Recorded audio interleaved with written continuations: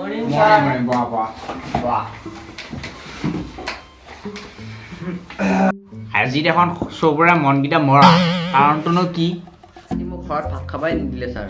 হয় নেকি এই তোৰ কি হৈছে আকৌ ছাৰ মোৰ মনটো এনেই বেয়া লাগি থাকে ছাৰ এই কাক লাগি মনত পৰি থাকা তোৰ বাৰটোতো বাদ দিয়া এই তোৰ কি খবৰ টিকলা পইচা মোৰ নহ'ল হা কি নহ'লে তোৰ লেটিং বা লেটিং মোৰে মানে এটা আছে এটাৰ লেটিং নহ'ল এটাৰ বোলে কাবাত বন্ধ লাগি থাকে আৰু এটাৰ কি হ'ল তোৰ এই খাব নাপালোঁ বাহানা ইহঁতৰ চিন্তাধাৰা বা ক'ত ইহঁতৰ ক'বাই নোৱাৰোঁ পঢ়া শুনাটো তোমালোক চবেই ভাল আছিলা পিছে অলপ বাহিৰা ঠাণ্ডা বেছি তোমালোকৰ ফাৰ্ষ্ট টাইমটো তোমালোক ধুনীয়াই আছিলা পিছত গৈ তোমালোক কিয় এনেকুৱা হ'লা যে পঢ়া শুনাত মন নিদিলা এতিয়াও সময় আছে তোমালোক অলপ পঢ়া শুনাৰ ফালে মন দিয়া চ' বাহিৰৰ কথা বৰ্ড হ'ল এতিয়া আমি পঢ়াৰ ফালে আগুৱাম আচ্ছা এটা শব্দ প্ৰকাশ কৰা চুকুৰালি যোনে বেছি কথা জানে তেওঁ কি কয় ইমান সহজ প্ৰশ্ন কৰা নেকি ছাৰ জানো আৰু এইবিলাক কোনে শিকিছে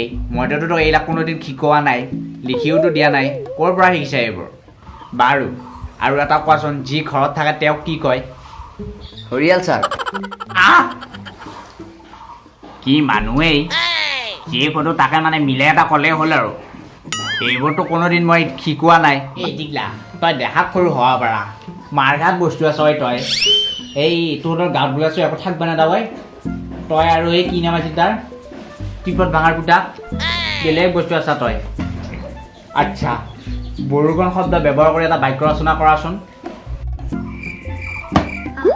बरखुन से डर नहीं लगते हैं साहब धड़कन नीचे लगता है बरखुन से डर नहीं लगते हैं साहब धड़कन नीचे लगता है ক'ত পাইছ তই सर फेसबुक सर আচল ছাত্ৰ ফেচবুক চাই পঢ়িব পাৰিছা বাহ বাহ ধুনীয়া আচ্ছা তোমালোকৰ ডাঙৰে কিবা কৰিম বুলি জীৱনৰ লক্ষ্য আছেনে আছে ছাৰ আছেনে আচ্ছা সদায় জীৱনৰ লক্ষ্য এটা থাকিব লাগে তেতিয়া মানে মানুহ আগুৱাই যাব পাৰে আচ্ছা বাউলটি তুমি কোৱাচোন ডাঙৰে তুমি কি কৰিম বুলি ভাবিছা মই মাস্ক বেপাৰী হওঁ নেকি ছাৰ মাস্ক বেপাৰী আকৌ কিয় ছাৰ যোৱাকালি সপোনত মই মাস্ক বেপাৰী হোৱা সপোন দেখিছোঁ ছাৰ আচলতে এটা কথা আমাৰ কোনো সৰু বৰ নাই চব কৰিব লাগে আৰু সপোন বাস্তৱো হৈ যায় কেতিয়াবা আৰু কেতিয়াবা সপোন সপোনে হৈ ৰয় চ' তুমি যিটো নেকি জীৱনৰ লক্ষ্য বুলি ভাবা বা পাৰিম বুলি ভাবা সেইফালে আগুৱাবা তেৰা বেকা ৰাস্তা লৰি ফুৰা কাকাৰ তেল নাই সেইটো কথা ভালকৈ মনত ৰাখিবা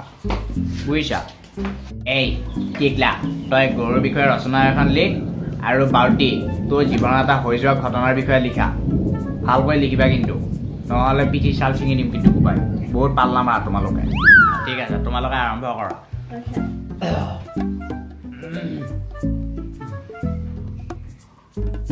A few moments later. Sir sir लिखा होल सर ছাৰে দেখোন টোপনিয়ে মাৰি আছে অঁ হ'ল তোমালোকৰ হ'ল ছাৰ আচ্ছা বাৰু ঠিকে আছে তোমালোকে এতিয়া মোক পঢ়ি শুনাব লাগিব ফাৰ্ষ্ট টিকলা তুমি আৰম্ভ কৰা গৰু এবিধ চাৰিঠেঙীয়া জন্তু সেই গৰু এবিধ চাৰিঠেঙীয়া জন্তু সেইবাবে কেতিয়াবা লগৰবিলাকে মোক গৰু বুলি মাতে